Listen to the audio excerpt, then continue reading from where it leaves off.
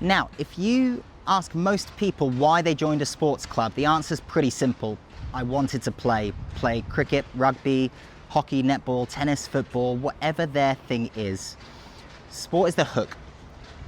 But if you ask people why they stay at your club for 5, 10, 20 years, they don't talk about cover drives or defensive shapes. They talk about mates and memories, staff who know their name, their kids growing up on the sideline, that feeling when they walk through the gate and just exhale, that's community. And right now, across the world, community is the thing that most clubs are struggling with. And it's the thing that people actually need more than ever. So today I want to unpack this idea because I think that sport is the hook, but community is the glue. But what does that actually mean? Why do some clubs feel electric and alive, and why do others feel flat? And what can community clubs be doing this season to build a club people never want to leave? Well, a couple of weeks ago, I sat down with David Jones, who's the general manager here at the Singapore Cricket Club. He's been around clubs his whole life. He was born into the Kowloon Cricket Club in Hong Kong before transitioning here to Singapore. He's lived the member side and the management side. And I asked him, when we say community in sport, what are we actually talking about? And his answer was beautifully simple. Sport is the core that you build things around, but community is everything that grows around it. It's friendships, it's connections, it's that happy place where you feel comfortable, that sense that the club is a part of your social life and not just your fixture list. When someone joins a club only to access a pitch or a court, they're signing up maybe for 10% of what the club could actually be in their life. And the reality is that all of the magic is in the other 90%. So why do some clubs feel alive and others don't? Well, I think we've probably all experienced this. You walk into one club and you can feel it straight away. People know each other. They stick around after games. They laugh together in the bar. They play with the kids on the outfield. And the staff are chatting to the members by name. And then you walk into another club and it feels cold. People arrive, they play, they leave. No one's quite sure where anything is. The bar's half empty and everyone's just operating in their own little bubble. Wives and partners don't show up, and when they do, they're isolated and ostracized. What's the difference? Well, it definitely isn't the size of the trophy cabinet or how many international shirts are on the wall. It's culture, and culture is built over a long period of time. The healthiest clubs have an unwritten expectation that here we give back, we help out. Here we're a part of something bigger. But then you walk into a club that's struggling. You tend to have a bunch of members that default to what more is the club going to do for me? And to be fair, it's not always the members' fault. A lot of the time, they were never told in plain English anything different. One of the biggest insights from my chat here with David Jones was that most clubs sell the features of membership. You can play in this team. You can use these courts. You get access to this facility. And then maybe at the end they mention the cost, the subscription price for membership. It's clear that what we don't do enough is sit people down and say, this is what being a part of this club actually means. Things like we rely on volunteers. We need people to show up and vote at AGMs. We need you to support social events. We need members who support junior programs, who support food and beverage, who care about the place. We rarely explain why subscriptions exist. Just maintaining a facility is eye-wateringly expensive. F&B is usually subsidized. We rarely communicate that a sports club isn't a cold gym where you tap in, tap out and never speak to anyone. And then we're surprised when new members treat it like a transactional service. If we don't frame the relationship properly at the beginning, we can't be upset with how it plays out later on. So For the sports club administrators watching, I've got a really practical question for you. What does your onboarding actually look like at the club? Is it, here's your invoice, this is the code to the changing room, good luck? Or is it, here's who we are, here's what we represent, this is what we need from you, and here's how we're going to look after you in return? These are the first impressions, and those 90 days are huge. And then it's about who we bring to the club. How well are we vetting and qualifying new members? Because something I've learned the hard way in business is that the wrong person with the wrong expectations can cost you a lot of energy. Sports clubs are exactly the same. A player can be unbelievably talented, but if they don't align with the culture, don't respect the volunteers, if they don't want to be a part of the wider community, they often do more harm than good. And that doesn't mean you only recruit saints, but it does mean you deliberately ask, does this club lifestyle appeal to you? And are you prepared to contribute in some way when you can? Crucially, you back that up with role models, because new members watch people. Who volunteers? Who hangs around after games? Who treats the staff with respect? Who lives the values that we say we care about? If the big dogs in your club never help, never give back, never support the kids, don't be surprised when new members copy that instead. Hi, Wendy. My old colleague. Now, if you're watching this as a club president, a treasurer, a general manager, a coach, you're juggling a lot. You're juggling finances, facilities, performance, programs, compliance. But where does community sit within that hierarchy? When I put that question to David, he didn't hesitate. Right at the top. Not a nice to have, it's the core, because strong community fills the bar, fills events, fills the teams, increases member retention, and it keeps people around long enough to make all of the hard work worth it. Community is the engine that drives the rest. You can have incredible teams and beautiful facilities, but if people don't feel connected, they're going to stop coming. And one of the few and far between gifts of the pandemic was that it reminded everyone just how important community is. When sports clubs shut down in the pandemic, people lost routine, kids lost structure, older members lost daily contact, and mental health absolutely took a hit. But then clubs reopened and there was this wave of appreciation.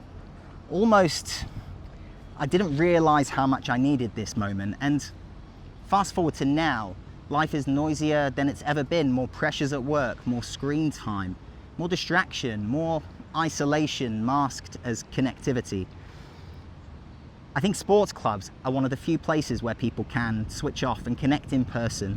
They can move their body, they can let their kids run around on the grass. And they can feel part of something real and something bigger than themselves. So if you're involved in running a club, please don't underestimate this. You're not just organizing fixtures. You're holding up a piece of social infrastructure that your community really needs. But you do need help. So let's talk about volunteers.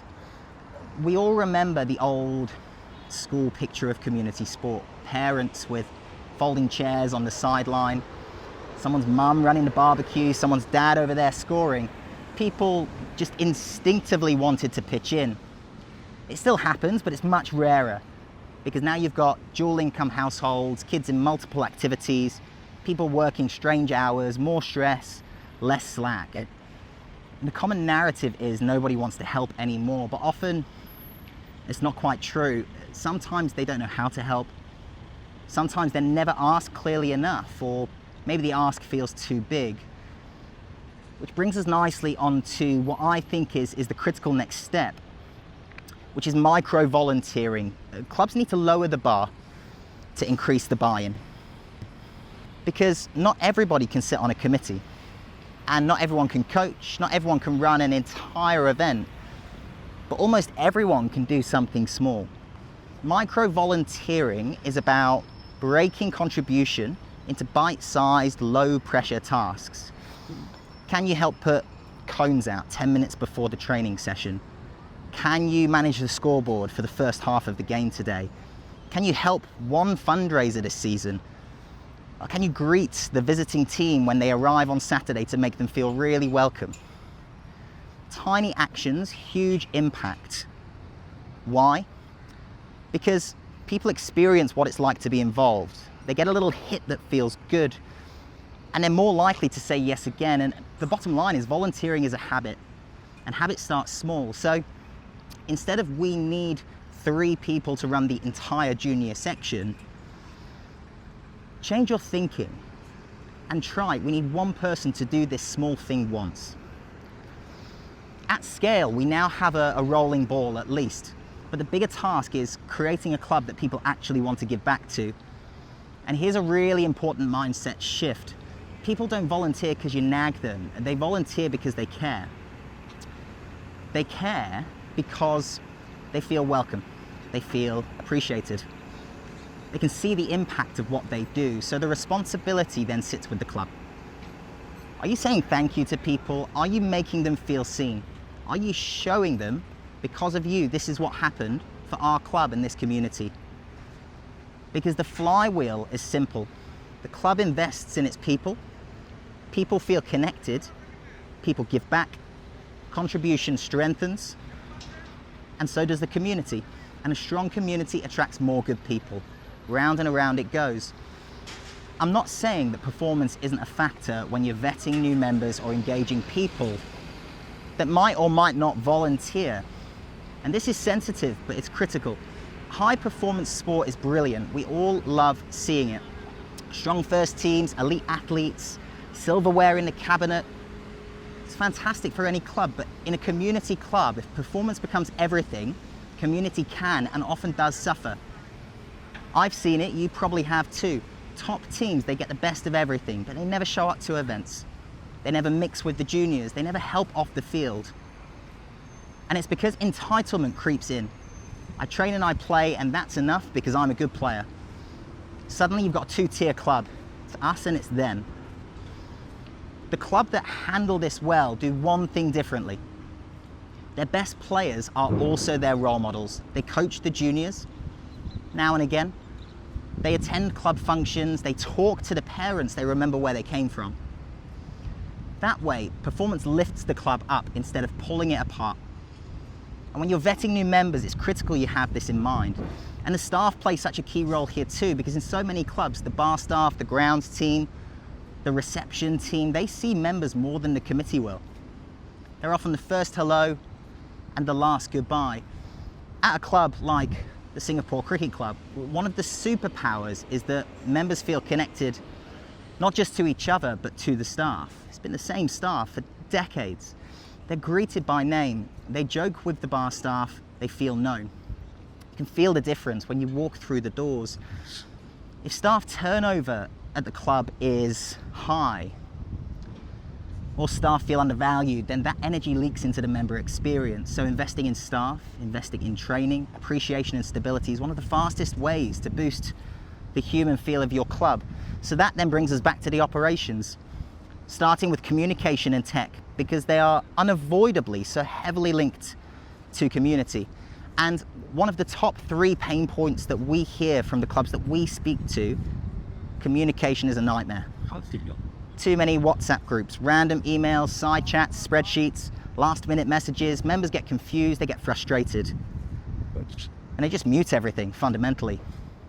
So a couple of communication principles you have to live by. You need one main source of truth for key club management information. WhatsApp groups are great for banter and camaraderie and bringing people together. They shouldn't be used to run the club.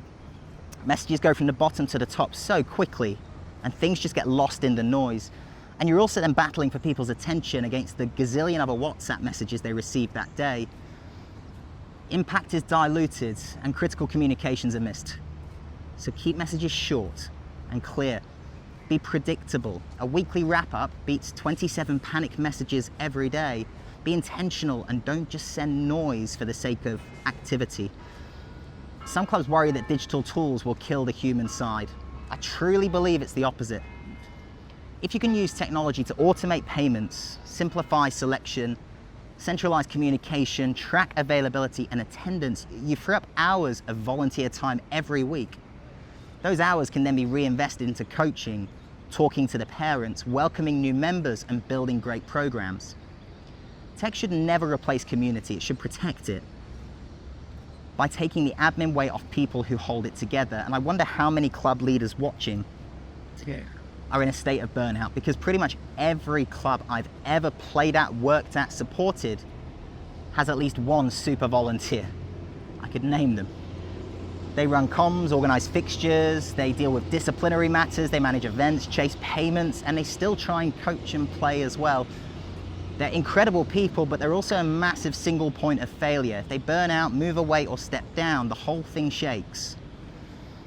Healthy clubs don't rely on heroes, they rely on systems. What does that mean? It means documenting roles. It means delegating and sharing responsibilities, and actively planning for succession. So here's 2 questions. If your treasurer left tomorrow, what happens? Sure. Or if your head coach steps away, what's the plan? And if the honest answer is, we don't know, well, that's your next project. You don't fix that with a slogan, you fix it with structure. So to round this up today, one last tension I want to talk about is tradition versus modern expectations.